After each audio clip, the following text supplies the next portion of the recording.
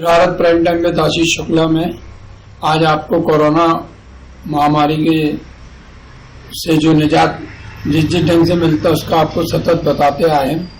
आज फिजियोथेरेपी का भी कोरोना के जो मरीज हैं उनके लिए कोई महत्वपूर्ण विशेष योगदान है। यदि फिजियोथेरेपी भी अपन कराएं उससे भी लाभ मिल सकता है। इस संबंध में जबलपुर के प्रसिद्ध फिजियोथेरेपिस्ट डॉक्टर गौरव कोचर से हमारी बातचीत हुई। डॉक्टर गौरव कोचर जी आपको सिलसिलेवार पूरी जानकारी देंगे। नमस्कार, मैं आज आपसे कोरोना काल में या इस पेंडेमिक में फिजियोथेरेपी का क्या रोल है या कोरोना पॉजिटिव पेशेंट्स के लिए फिजियोथेरेपी कितनी कारगर, कितनी मददगार है, उसके बारे में बात करने आया। देखिए, फिजियोथेरेपी का रोल वाइडली एक्सेप्टेड और WHO ने भी एक्नॉलेज कर लिया है कि फिजियोथेरेपी से काफी मदद मिलती है कोरोना पेशेंट्स को।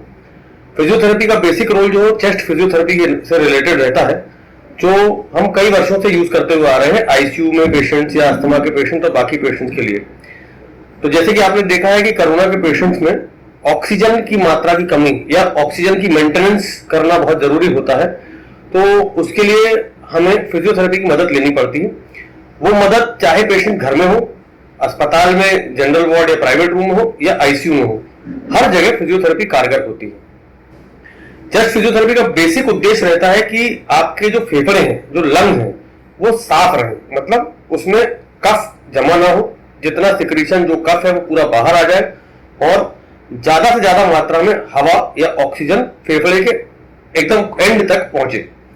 तो उसके लिए कुछ टेक्निक्स हम लोग यूज करते हैं, जैसे वाइब्रेशन, परकशन, पोस्टरल ड्रेनेज, ये सब चीजें हम पेशेंट्स को, जो पेशेंट आईसीयू में रहता है उसको हम करके देते हैं, यानी कि पैसिव फिजियोथेरेपी, और जो पेशेंट खुद कर सकता है उसको एक्टिव फिजियोथेरेपी का डेमोन्स्ट्रेशन दिया जाता है। ब्रीदिंग एक्सरसाइजेस, जिससे कि हमारी ब्रीदिंग कैपेसिटी या सांस लेने की कैपेसिटी बढ़े और ऑक्सीजन का कॉन्सेंट्रेशन बढ़े, वो 3 भागों में डिवाइडेड रहता है।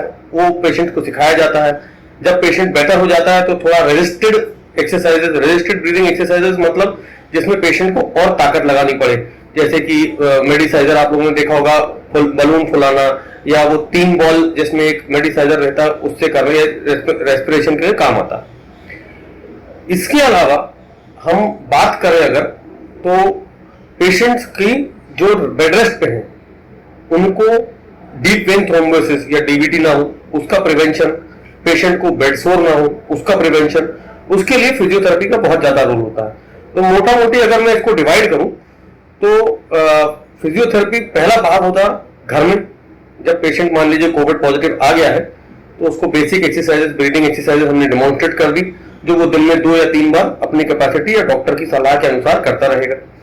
दूसरा होता है पेशेंट जब एडमिट हो जाता है, जनरल वार्ड में रहता है, जिसको मिनिमम ऑक्सीजन की जरूरत रहती है, बिना ऑक्सीजन के भी रहता है, उस स्थिति में पेशेंट को breathing exercises, registered breathing exercises, थोड़े बॉडी के एक्टिव मूवमेंट्स और ये करवाए जाते हैं। तीसरा भाग आता है आईसीयू मैनेजमेंट में, जहां पेशेंट या तो वेंटिलेटर पे या हाई फ्लो ऑक्सीजन पे या नॉर्मल ऑक्सीजन पे भी रखा जाता है। तो उसके लिए फिजियोथेरेपिस्ट की मदद लगती है और वो पोस्टरल ड्रेनेज वगैरह कराया जाता है। फिजियोथेरेपी करने से ना सिर्फ ऑक्सीजन का कॉन्सेंट्रेशन बढ़ता है, बल्कि जो डिप्रेसिव टेंडेंसीज रहती हैं, जो मानसिक दबाव में रहता है, पेशेंट को आइसोलेशन रहना पड़ता है, अकेले रहना पड़ता है, जब भी हम किसी प्रकार की एक्सरसाइज करते हैं तो हमारे बॉडी में कुछ हार्मोन्स का सिक्रीशन होता है जो बेसिकली मूड एलिवेटर्स का काम करते हैं।